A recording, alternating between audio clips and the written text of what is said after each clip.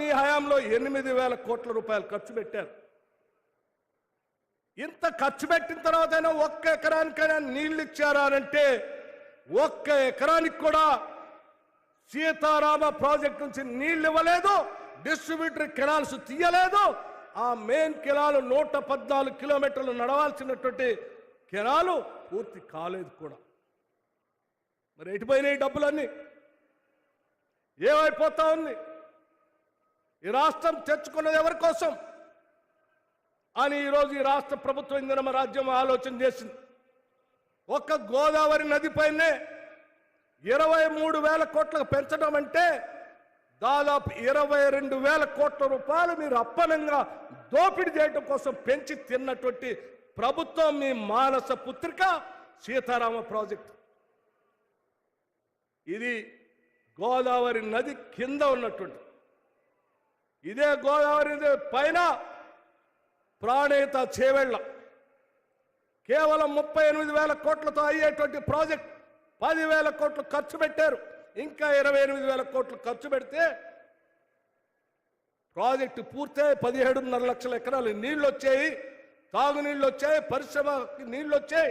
హైదరాబాద్లో మొత్తం ఈ 2 ప్రాజెక్టుల ద్వారా కేవలం 29,548 కోట్లు ఖర్చు పెడితే, అంటే కేవలం 30,000 కోట్లు మీరు ఖర్చు పెట్టుంటే ప్రాణేత చేవెళ్ళ, ఇందిరాసాగర్, రాజీవ్ సాగర్తో సహా కలిపి గోదావరి నది పైన 21,50,000 ఎకరాలు ఇప్పటికి తెలంగాణలో నీళ్లు పారుతూ ఉండేవి.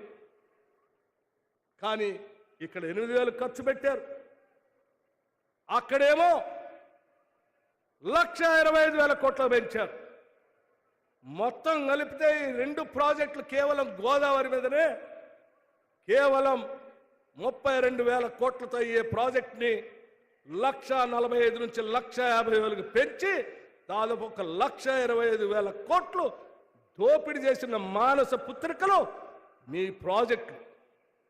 అలా దోపిడీ గురి కావద్దని ఇప్పటికే 23,000 కోట్ల రూపాయలు ఉన్నటువంటి సీతారామ ప్రాజెక్టు ఇంకా పెరగకూడదని, ప్రాజెక్టు పూర్తి కాకపోయినా డబ్బులు దండిగా వస్తాయని పంపులు తీసుకొచ్చి మీరు ఆడ పెడితే ఆ పంపులు శిలుం బట్టిపోకుండా ఉండాలని కనీసం పంపులైనా ఆడిద్దాం, ఆ పంపులను ఆడిచ్చి కొద్ది నీళ్ళైనా ఎన్ఎస్పి కెనాల్లో వేద్దాం, ఆ వైరా ప్రాజెక్టులో వేద్దాం అని ఆలోచన చేస్తే కేవలం 75-77 కోట్లతో ఒక రాజీవ్ లింక్ కెనాల్ని కలిపి అవన్నీ తీసుకొని వస్తే ఉపయోగపడుతుందనే ఆలోచనతో ఈరోజు కేవలం 75 కోట్లతో రాజీవ్ లింక్ కెనాల్ని ఏర్పాటు చేసి ఈ నీళ్లను ఉపయోగపడదామని ఆలోచన చేస్తూ ఉన్నాం. మరి ఇది కరెక్టా? 23,000 కోట్లకు పెంచి ఒక్క ఎకరానికి కూడా నీళ్ళు లేకుండా వదిలేసినటువంటి మీ మానస పుత్రిక కరెక్టా? ఒక్కసారి ఆలోచన చేయండి. అంతేకాదు ఇంకో ఆయన అంటాడు, ఈ ప్రాజెక్టు మీద చర్చించడానికి మేము నీళ్ళు ఇచ్చామా, మీరు నీళ్ళు ఇచ్చారా, చర్చించడానికి బట్టి ఉత్తమ్ కుమార్ రెడ్డి సిద్ధమేనా, రండి అని అంటున్నాడు. ఎస్, మేము సిద్ధమే, మేము సిద్ధమే.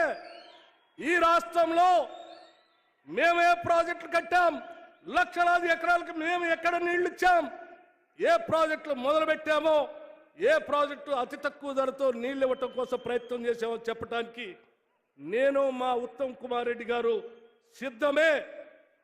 మరి ఇరిగేషన్ శాఖ మంత్రిగా పనిచేసిన ఆనాటి ముఖ్యమంత్రి కేసీఆర్ గారు లేదా హరీష్ రావు గారు ఈ సభాముఖంగా అడుగుతా ఉన్నాం, మీరు ఎక్కడికి వస్తారో చెప్పండి, ప్రాజెక్టుల సమాచారం మొత్తం తీసుకొని మేము వచ్చి మీతో చర్చించడానికి సిద్ధంగా ఉన్నాం.